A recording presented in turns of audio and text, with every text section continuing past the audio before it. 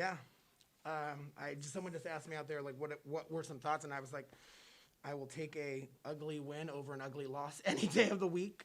We've been battling some stuff and figuring it out, and haven't had a whole team in a while, so we know it's going to be a work in progress. So I will take that win. UTEP is a very very very good team.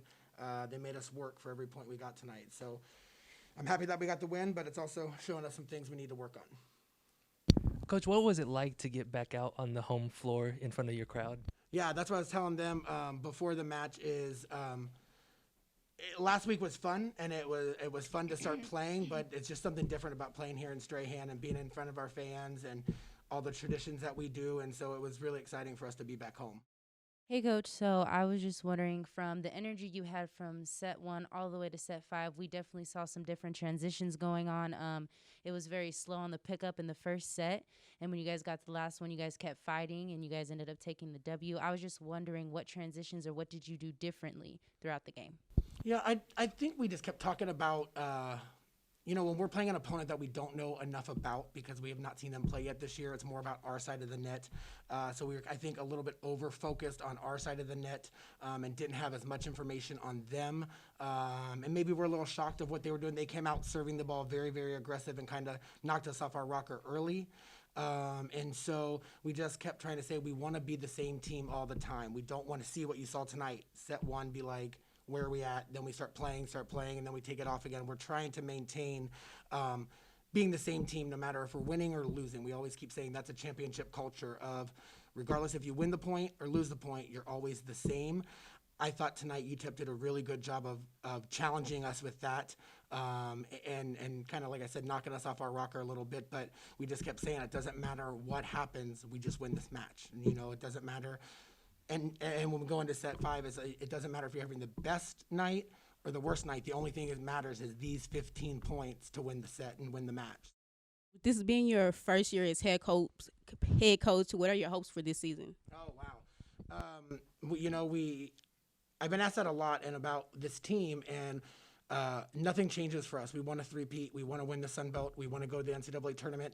We just don't know what that looks like. We don't know how that's going to look and what that is for us with our schedule being different and having to adapt to everything. And so I keep talking so much about my staff and my team. We're adapting every single day. Something changes every day. There's a new protocol every day.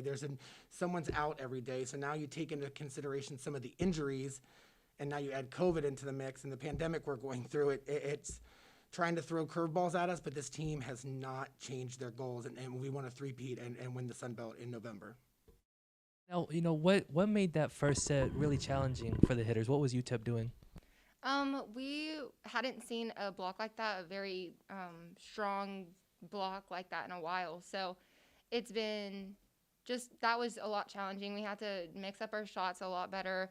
Their libero's great, so we had to move it around so it wouldn't go to her. There was just a lot of aspects on their side that we weren't really used to seeing, but we eventually got it. How did you make the adjustment into the second set? Just finding different shots, and that's really it. Making different shots and knowing your court better than the other team. Janelle, you kind of dominated with the 20 kills tonight. Do you think it's ever a surprise for other teams to see one of the go-to hitters on the right side? Honestly, in a way, it's not really a surprise. I mean, I've been here for a while, but it's very hard to defend a slide, from anybody, even if that's a middle. So whenever they do see that, they're probably expecting it, but once it's actually in play, it's a lot harder to react to. I think our nerves settled. Again, like I said, we thought we would have the upper hand in the fact that we played last weekend.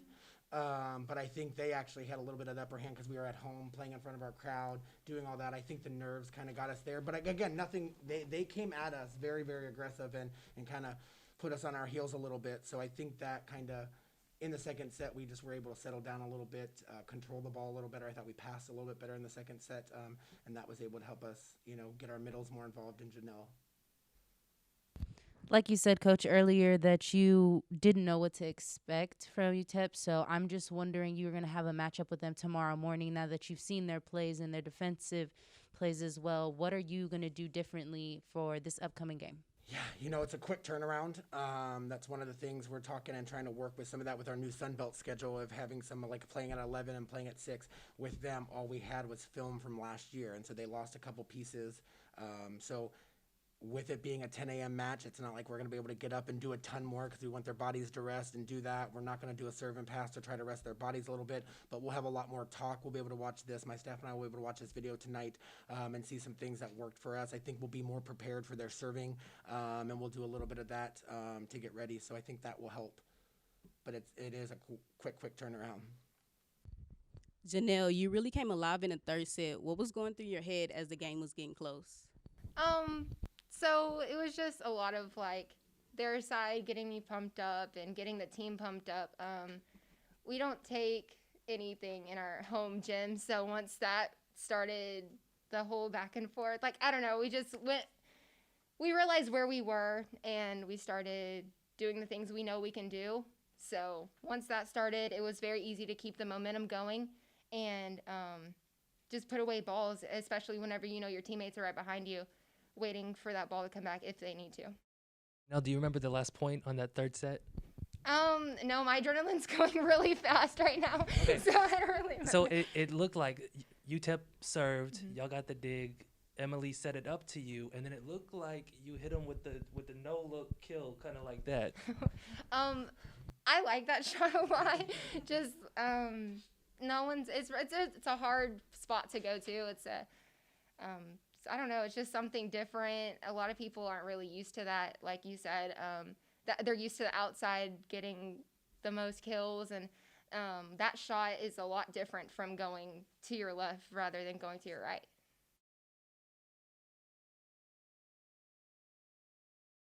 So I know it was a career high for you with 20 kills. Have you ever had 20 kills, whether it's in high school, club, or anything like that? Honestly, I don't think so. I haven't. I actually, okay, so my high school, that was in the past, but I was an outside, so I probably did, but on the right side, no. So this is definitely new. I like it. But you had a lot of players out tonight. Brooke and Michelle especially, how difficult was it to find the pieces to defend that back row?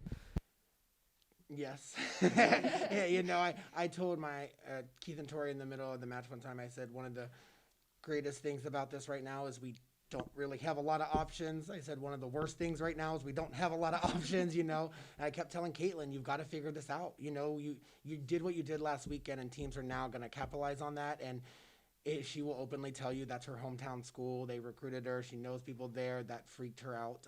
But we need her to get that experience. We need her to feel that pressure because we're going to need that down the road in some big matches. And like I told her, I was like, you blocked 4 balls, you dug 17 balls, so you're off offensively, but you're doing other things for us. Let's try to work on the mentality side of that. And so it was kind of crazy with not having a ton of options. All our freshmen just got back into practice. Lauren had been out for 10 days, and so that's what we're saying all season is we have to be ready for anything. We worked Janelle playing back row this week to be ready for that if we needed it. So we're just trying to piece it together and be really, really good by the conference tournament. How much do you feel like playing a double header like this will help for Sunbelt play down the road? Definitely, because that's what we're going to do in Sunbelt. We're playing on Fridays at 11, Fridays at 6, and then the turnaround plays Saturday at 1. So we're trying to play as much back-to-back or at least turnaround time pretty quick. I think the things that will be different then is we will have scouting reports. We'll know more about our opponents. We'll have seen matches, and so that will help with some of the stuff we're doing. But I think it will be good to get us ready for that.